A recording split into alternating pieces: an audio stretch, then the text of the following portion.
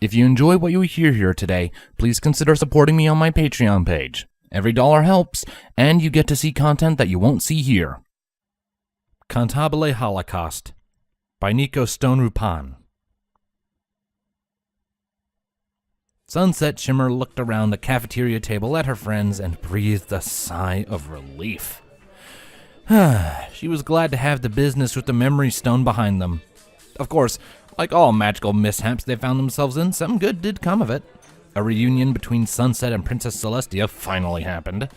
Sunset learned the lesson that there is a distinct difference between being neutral and being nice, and not to mention that she learned that she could become good friends with the great and powerful Trixie.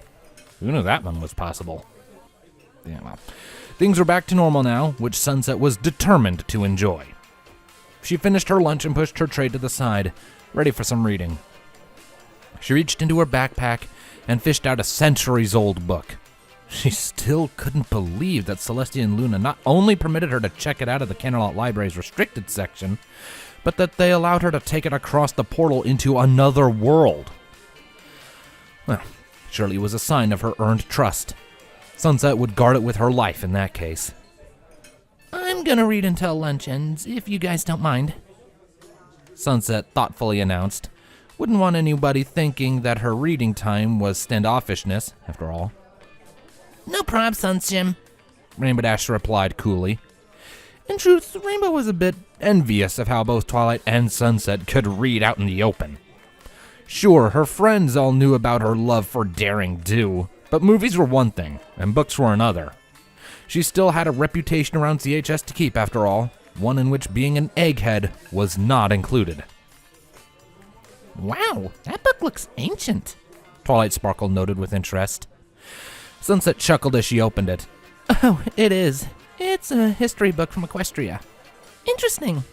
Twilight still had a million questions about Sunset's native world. Of course, she tried to hold herself back, opting to sprinkle in usually just a few per conversation. She knew very well that if she wasn't careful, she'll spend all day bombarding Sunset. "What's the title?" "Canterlot Cantables, Volume 31. Sunset answered without looking up.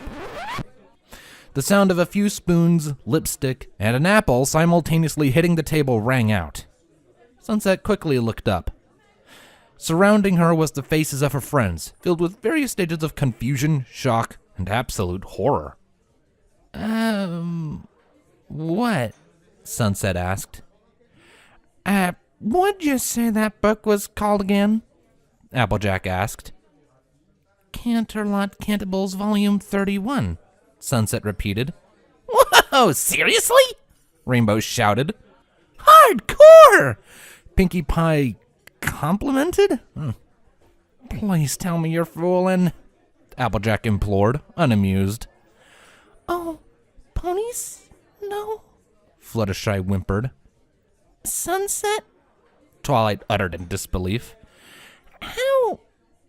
What?" Nope, darlings," Rarity announced, throwing her hands up. She immediately got up and left. The eyes of the very much confused Sunset darted around to each of her remaining friends. What's the problem here?" Is that kind of thing common within your world?" Twilight asked. Sunset shrugged. "Enough for 31 plus volumes." "Ooh, so ours is a dog-eat-dog world, and yours is a horse-eat-horse world?" Pinkie giggled. Applejack slapped the table. "Now, I'm sorry, Sunset, but my horses don't eat nothing they share a stable with." "Oh, wait, what are you guys talking about exactly?" Sunset asked, becoming increasingly confused. Twilight rubbed the back of her head uncomfortably.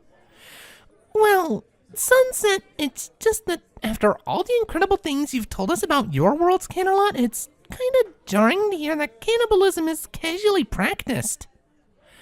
"Wouldn't you rather eat carrots?" Fluttershy suggested with hope. Sunset's eyes widened. "Cannibalism? Where the heck did they get cannibalism from?" "So, quick question," Rainbow began with a sheepish smile. "Earth ponies, unicorns, or Pegasi? Which tastes better?" "Rainbow Dash," Applejack scolded. Still nope, Rarity called from a safe distance of 2 tables over. Oh, like I'm the only one curious here, Rainbow defended. Sunset shook her head. Guys! Wherever you got this idea from, it's not... Pinky shot up frantically and waved her hand in the air. Follow-up question! How are ponies prepared? Pinky... Sunset growled, feeling as if a migraine was coming on. In a split second, Pinky zipped up into Sunset's face. No, really? Could you barbecue them, boil them, broil them, bake them, saute them? Are there pony kebabs, pony creole, pony gumbo, pan-fried, deep-fried, stir-fried? Is there pineapple pony, lemon pony, coconut pony, pepper pony, pony soup, pony stew, pony salad, pony potatoes, and pony burger, pony sandwich? She paused. Is that about it? At that moment, the Crusaders were passing by on their way to return to their trays when they noticed the commotion at the girls' table. What are you guys talking about? Apple Bloom asked. Sunset's a cannibal, Rainbow casually replied. The 3 freshmen appeared horrified for a moment, before grinning at each other as if opportunity had struck. Cannibal, you say? Apple Bloom said, stroking her chin.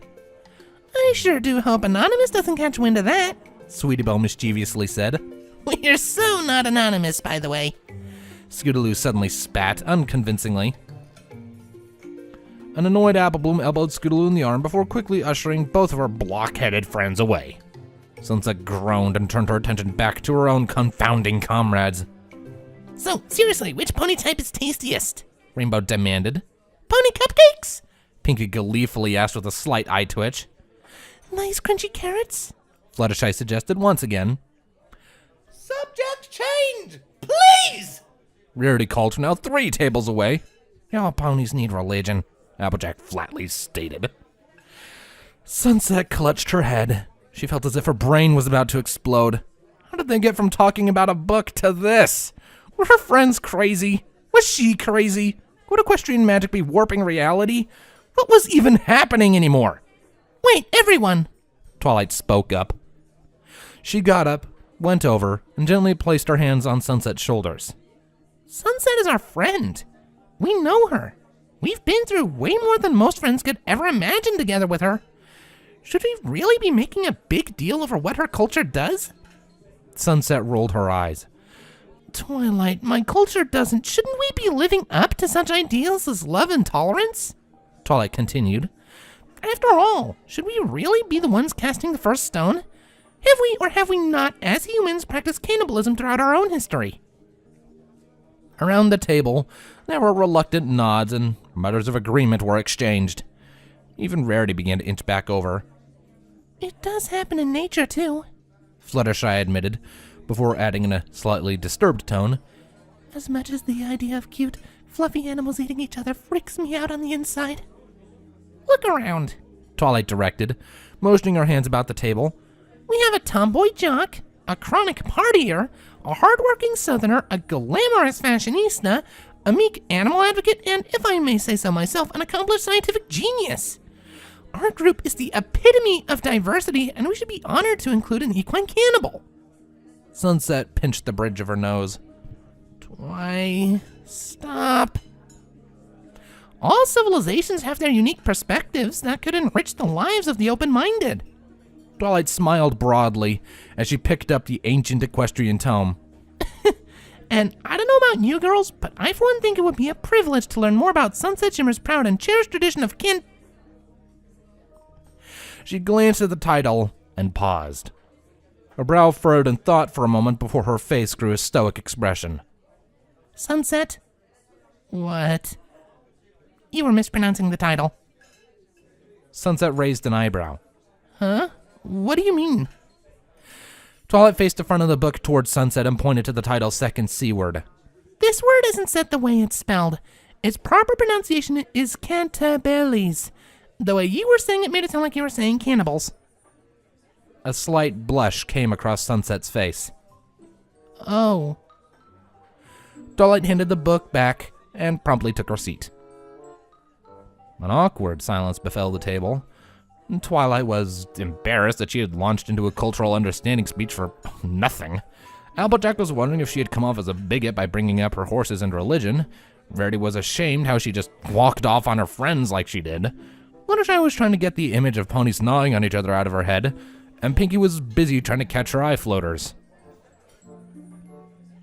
So, hypothetically then, Rainbow finally broke the silence. Pegasus would taste better than Earth ponies, right? Applejack smacked the back of Rainbow's head. The end.